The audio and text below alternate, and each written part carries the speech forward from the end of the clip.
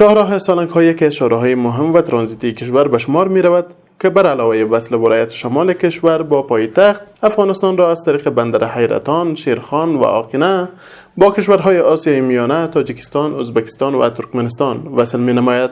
این شهرها که در ارتفاع 3950 متر از سطح بحر و در مناطق مرتفع و برفی کوههای هندوکش موقعیت دارد، کار بازسازی اساسی آن از سوی وزارت فواید عامه در 3 بخش آغاز گردیده بود که کار پلان شده سال گذشته این شهرها به شمول کار کانکریت ریزی داخل تونل و گالری ها تکمیل گردیده است. در این اواخر شایعاتی از سوی برخی افراد مغرض منتشر شده بود که گویا برخی قسمت های این شهرها نشست کرده است، کاری از حقیقت می باشد. در همین مورد انجینر تکنیکی شرکت قراردادی چنین می گوید: تونل تقریبا 402 کال که دیده کار منگا شروع که ختم دی جمعی که منگا دیده کار ختم شد او افتتاح وشوه.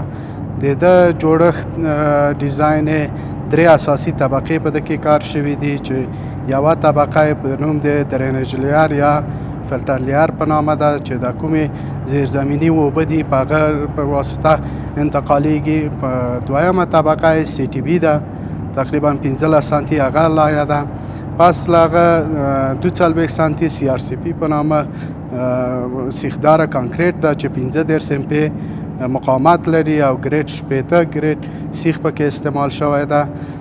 هیوادوال دا اندېښنه لري چې تونل بیا خرابه شوی، بیا مشکلات پکې راغلي. هغه ډیر جزئی بعض مشکلات پکې راغلي دي، هغه باندې موږ کار بیا شروع کړی ده چې هغه جزئی مشکلات بل خیر سره زر تر زر رفع کیږي او د وزارت فایده عامه له طرفه ډیزاین کې 15 لا شپږ سانتي یا ولایت قیر مد نظر نیول شوی ده، اسفالت به 6 سانتي په اچول کیږي او تر اوسه تونل کار تر اوسه مکمل ډول خلاص شوی نه ده.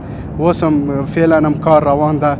نن هم موږ نصب د ګریلو د دوسا کې او بعضې خلک وایي چې تونل نشست کړی ده.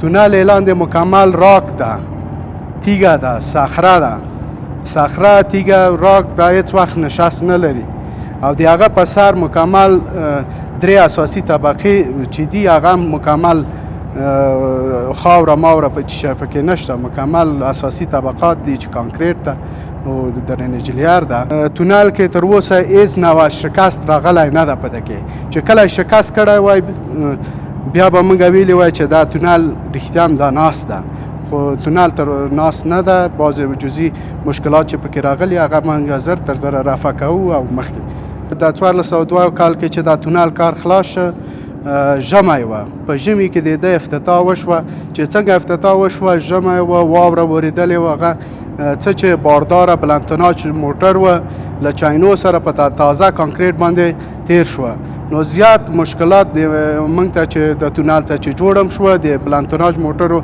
چاینو موږ ته جوړ کړه. دا فرق بین د نشستو او جری دا ده که نشست یې که کړی وای داسې منظمه یو درز به یې کړی بروک شوی به مات شوی به یوه لایه به کته یوه لایه به پورته وه او کانکریټ هیڅ وخت داسې نشست نه کوي چې لاندې مکمل صخره اوسي هغه به کوم ځای کې نشست وکړي.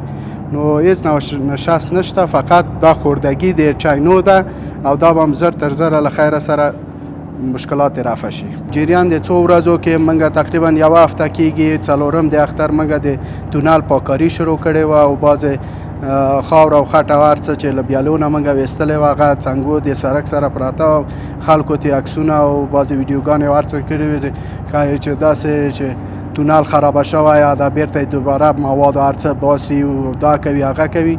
هغه فقط پاککاري د بیالو روانه وه او ګریلونه هم نصبه وه چې عملا جریان لریم د اوس هم، نو هیڅ نوع مشکل نشته په تونل کې. یو جزئی مشکل چې راغلی و هغه به هم له خیره سره زر تر زره رفع شي او اسفالتي طبقه به پرې واچول شي. همچنین یکی از انجینران نظارت کننده از سوی وزارت فواید عامه در پروژه سالنگ جنوبی می‌افزاید: اکثرت هموطنان ما تشویش دارن و دمی صفحات مجازی ویدیو تا بالا میشن که خدای ناخواسته تونل نشست کرده یا تخریب شده. خود شما مشاهده میکنین که تونل نشست نکرده و امکان نشست شام نیست، به خاطر که طبقات پایانش تمام زو صخره بوده.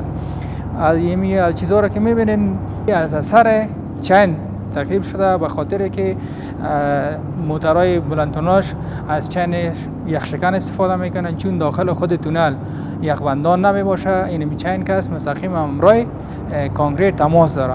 اما قسمت هایی که تایر موتر خودت ما در مشاهده میبینیم، قسمت هایی که تایر رفته اونمو ساحه تخریب شده و این هم قابل تشویش نیست. ما به خاطر جلوگیری از تخریبات بیشترش یک طبقه اسفالتی به ضخامت 6 سانتی مد نظر گرفتیم که هر ساله ما باید به خاطر حفظ مراقبت زمین تونل از زمین لایه ما استفاده میکنیم.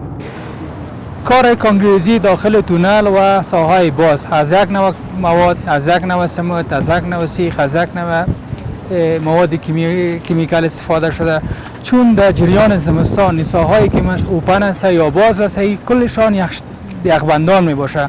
همین موترایی که از چین استفاده میکنن، از چین‌های یخشکن، همین چین‌های زیاد مستقیم تماس بالای یخبندان داره و به خود کانکریت صدمه نمیرسونن، تخریبش نمیکنن. اما در ساحه‌ای که کلوز است، مثلا گالری است یا تونل است، مستقیم همین چین که است همراه خود کانکریت با تماس می باشه، اونمو اساس او رو تخریب کرده میره، باعث سگریگیشن میشه. تیم مراقبت کننده همه روزه از کارهای شرکت، از کارهای پروژه مراقبت و نظارت به شکل دقیق کرده، از یک نوع مواد استفاده شده. ان شاء الله داخل تونل که باز مشکلات جزئی به میان آمده اصلا قابل تشویش نیست، چون ما به خاطر حل مشکل زمین یک لایه اسفالتی در دیزاین مد نظر گرفتیم. هر ساله با ضخامت 5 الی 6 سانتی اسفالت استفاده میکنیم که باعث تخریب خود کانکریت نشه. قابل یادآوری است که به منظور جلوگیری از تخریب سطح کانکریتی و رفت و آمد مسئول هموطنان عزیز در دیزاین ساختمان این بخش سرک یک لایه اسفالت یا قیر نیز شامل می باشد. در زمانی که کار کانکریت ریزی پروژه متذکره تکمیل گردید، بنابر نبود وقت و فرارسیدن فصل زمستان کار این طبقه متوقف شد. با گفته تیم‌های تکنیکی و انجینران شرکت‌های قراردادی، از اثر استفاده چین‌های یخشکن توسط وسایط بلندتناژ در برخی از بخش‌های سرک تخریشات نسبی به وجود آمده است که با تکمیل طبقه اسفالت یا قیر این مشکل حل و از تخریشات و تخریب سطح کانکریتی جلوگیری خواهد شد. این در حالی است که چند قبل به اساس حکم مقام عالی ریاست الوزراء محترم الحاج مولا محمدی ساسانی، سرپرست وزارت فواید عامه، به منظور ارزیابی موضوع متذکره با همراهی هیئت مقام عالی ریاست الوزراء و تیم تکنیکی به شهرهای سالنگ‌ها سفر نموده بود و از این شهرها از نزدیک بازدید به عمل آورد و هیئت یاد شده هم به این نتیجه رسید که هیچ بخش سرک نشست نموده است، اما از اثر استفاده چین‌های یخشکن توسط وسایط بلندتناژ در داخل تونل تخریشات نسبی به وجود آمده است که قابل نگرانی نمی باشد.